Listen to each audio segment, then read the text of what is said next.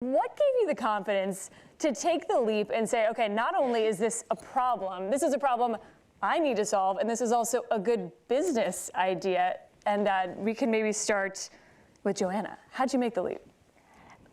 So my early career was actually in venture investing, and when I was a pregnant person, a long time ago, I invested in a company called Baby Center. And I don't know how many of you guys have used Baby Center in your life, but 25 years later, it's still around and serving women, and a lot of women. And so when we started looking at the menopause market, however you want to think of it, it's kind of clear that almost every woman gets pregnant, but every woman goes through perimenopause and menopause. So there was a big market that needed to be better served. Yeah. And what about Frida? You were a lawyer before. A very circuitous route to the consumer products world. Yes, I was a bankruptcy attorney and then a baseball attorney, ended up getting pregnant with my first son, and just became totally disillusioned with the offerings at the time. This was also around the same time that the more disruptive media channels like social media, Instagram, Facebook were flourishing, and this picture-perfect image of parenthood was sort of overwhelming in a way for a new parent. And it was a big dichotomy between the content that I was consuming and the experiences that I was having on the front line at 3 a.m., sometimes navigating the grosser side of parenthood.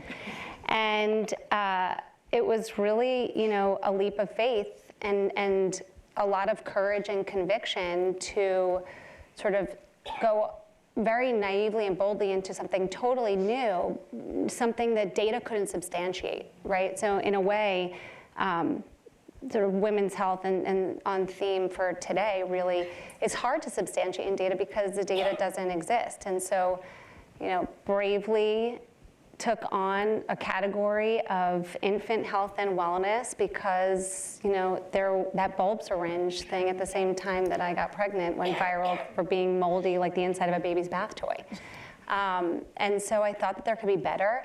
And for whatever reason, having the conviction to think that I could fix this and being totally disarmed by the fact that I was certainly not the first of my friends to get pregnant, but no one had prepared me for that.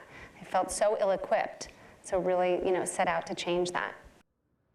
I read a really interesting Harvard study on women at work and how discriminated they are based on menopause. And actually, there's a lot of research that show how women end up quitting their jobs or not applying for raises or promotions because of their menopause symptoms. And it's in part because they don't believe they can get treated. And so if you believe you have something that can't be fixed, it's very, very embarrassing.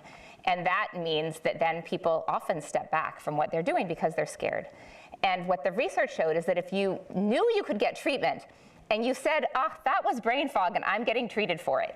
I am not embarrassed, that was brain fog and I'm getting treated for it.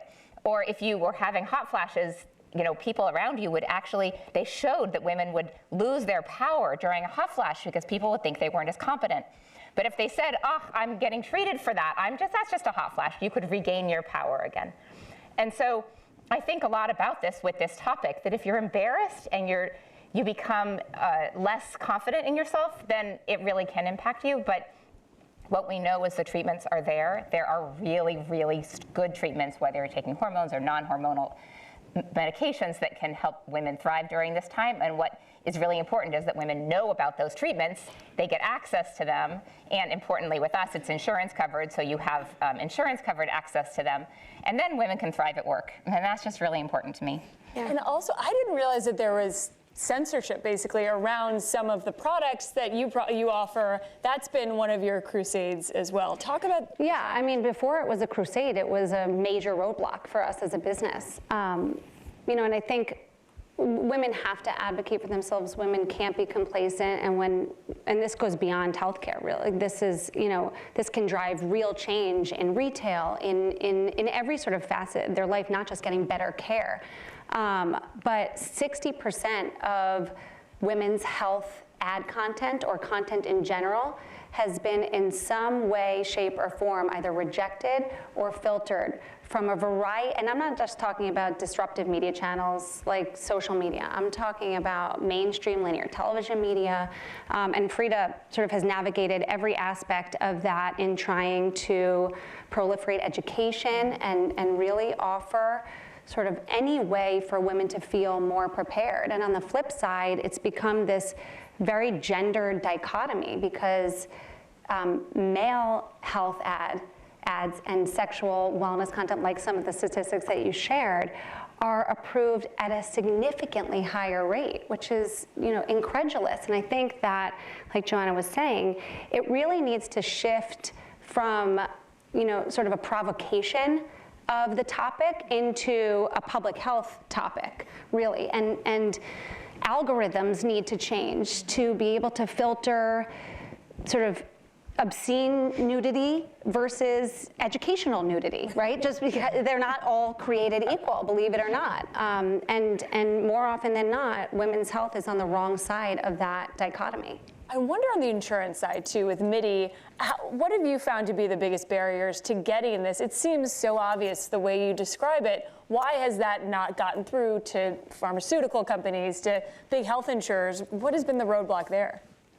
I mean, that's a long conversation, all the roadblocks. We have 7 minutes now. I mean, what we figured out is that there are no insurance codes for menopause, so you couldn't get covered. But there are primary care codes that are really effective, and so what we do is we actually get ourselves in network as a primary care provider who has an expertise in perimenopause and menopause. So we have gotten national insurance coverage with all of the large insurance companies by refocusing on how women's health is viewed. If you think of it as like they're not going to necessarily cover sexual health issues, for example, but they will cover primary care, and so then you just subsume everything under primary care.